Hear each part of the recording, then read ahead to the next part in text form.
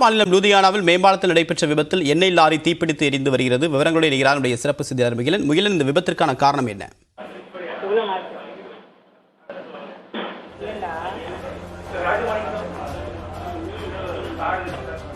இணைப்பில் இருக்கீங்க. இந்த விபத்திற்கான காரணம் என்ன? ஓட்டுநருடைய நிலை என்ன?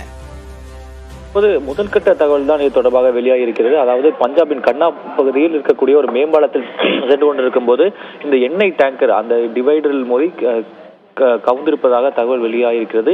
இதில் அந்த டேங்கரில் இருந்த எண்ணெய் கசிவு ஏற்பட்டது. இந்த தீ மளமளவென்ற அந்த பாலத்தின் பெரும்பான்மையான பகுதிகளில் படர்ந்து அந்த தீ எரிந்து கொண்டிருக்கிற அந்த காட்சிகளை நாம் பார்க்கலாம்.